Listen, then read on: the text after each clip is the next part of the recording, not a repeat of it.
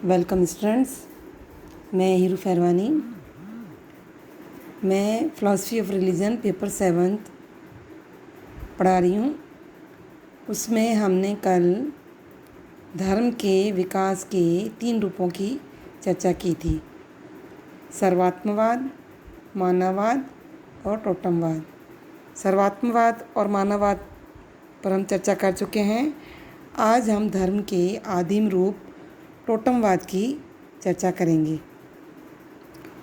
टोटमवाद को भी आदिमकालीन धर्म का एक मुख्य रूप माना जाता है और यह जो सिद्धांत है ऑस्ट्रेलिया, अफ्रीका और उत्तरी अमेरिका की कुछ जनजातियों में पाया जाता था। और ये जनजातियां जो है किसी पशु में, पेड़ में या पौधे को टोटम के रूप में स्वीकार करती थी, जिसका उनके लिए अपने जीवन में एक विशेष महत्व होता था। इस टोटम को पवित्र मान करके इसका वो बहुत सम्मान किया करते थे। हर जनजाति का अपना एक टोटम होता था जो उसके सभी सदस्यों में धार्मिक और सामाजिक एकता स्थापित करता था। यदि कोई पशु किसी जनजाति का टोटम होता था तो उस पशु के साथ उस जनजाति के पूर्वजों का संबंध जोड़ा जाता था और ये माना जाता था कि उस टोटम के कारण ही वह जनजाति जो है सुरक्षित है और जीवित है, और उस जनजाति का जो सदस्य है अपनी रक्षा के लिए उस टोटम से सहायता की याचना करता था। तो यही कारण है कि टोटम के रूप में जब शिकार करने वाला जो पशु है उनकी दृष्टि में उसकी हत्या करना और उसके मांस का भक्षण करना उनके लिए वर्जित माना जाता था, यानी निषेध माना जाता था। किंतु ये भी कहा गया है कि कुछ विशेष अवसरों पर वह जनजाति जो है उस पशु की हत्या करके उसके मांस को प्रसाद के रूप में अपनी जो जनजाति के जितने भी सदस्य हैं उनमें ये बांट दिया करते थे। क्यों करते थे कि ऐसा उनका विश्वास था कि इससे जनजाति के जितने भी सदस्य हैं उनमें टोटम की शक्ति उत्पन्न हो जाएगी।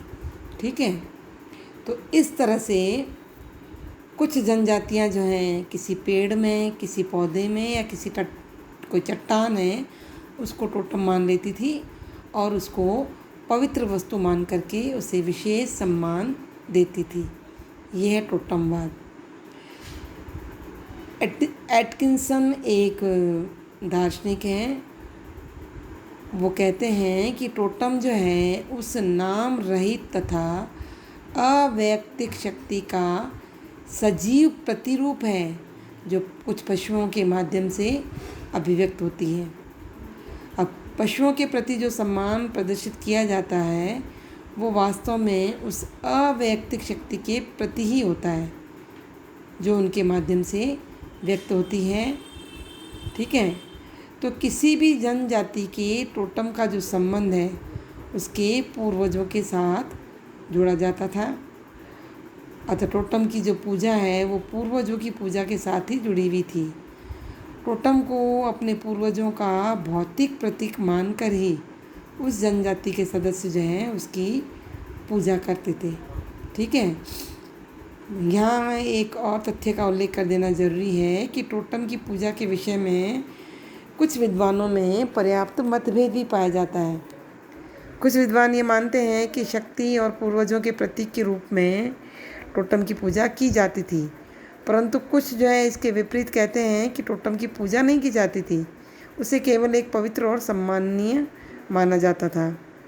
तो अपने इस मत का समर्थन करते हुए प्रिंगल पैटिसन ने टोटम की पूजा का निषेध किया।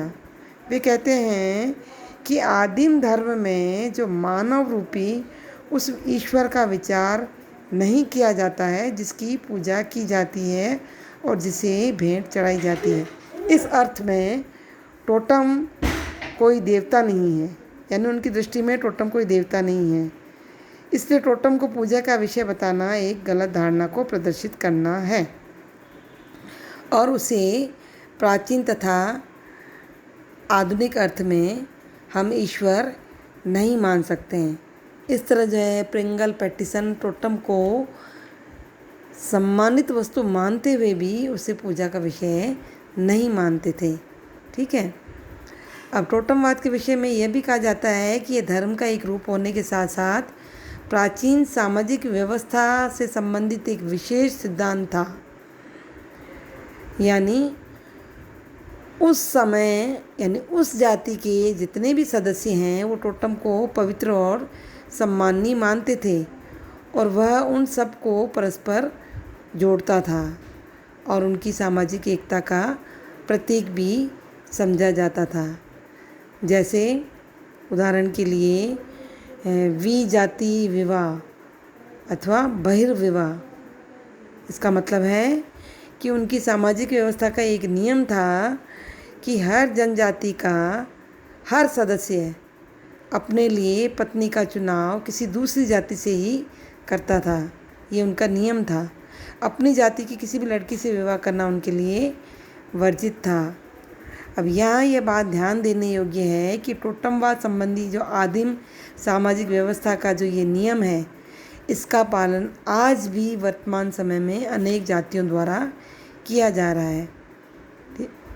इस नियम के अतिरिक्त एक ही टोटम से संबंधित प्रत्येक जनजाति विशेष अवसरों पर सामूहिक भोज का भी आयोजन करती हैं, जिससे उस जनजाति के सदस्यों में एक सामाजिक एकता बनी रहती है। अब इस सामाजिक एकता के महत्व को ध्यान में रखते हुए फ्रांस के एक दार्शनिक हैं और समाजशास्त्री हैं इमाइल दुर्खिम। उन्होंने अपनी बुक में इस सिद्धांत की समाजशास्त्री व्याख्या की। वे कहते हैं कि टोटमवाद जो है केवल धर्म का रूप नहीं है, बल्कि एक विशेष प्रकार की सामाजिक व्यवस्था का ही सिद्धांत है, जिसमें जनजातियों में सामाजिक मूल्यों को विशेष महत्व दिया जाता था। दुर्खिम ये भी मानते हैं कि मनुष्य के लिए वास्तव में उसका समुदाय ही ईश्वर है जिसकी वो पूजा करता है। अपनी महान शक्ति के कारण समुदाय जो है उसे देवी गुणों से परिपूर्ण प्रतीत होता था। इस तरह दुर्खिम मनुष्य के जीवन में उसके समुदाय का वही स्थान मानते हैं जो उसके जीवन में किसी देवता का या ईश्वर का है। इसलिए धर्म समाज का एक अभिन्न अंग है, परंतु उनके समाजशास्त्री सिद्धांत में एक दोष भी है। वो ये है कि इसमें धर्म के वैयक्तिक पक्ष की उपेक्षा की गई है, जो वास्तव में उसका महत्वपूर्ण पक्ष है। जैसा कि हम देख चुके हैं कि धर्म एक सामाजिक संस्था होने के साथ साथ मनुष्य की विशेष मनोदशा और एक गहरी वैयक्तिक अनुभूति भी है। किंतु दुर्खिम ने अपने समाजशास्त्री सिद्धांत में धर्म के इस अनिवार्य तत्व को महत्व ही नहीं दिया। ठीक है, तो ये था टोटमवाद का सिद्धांत। Thank you.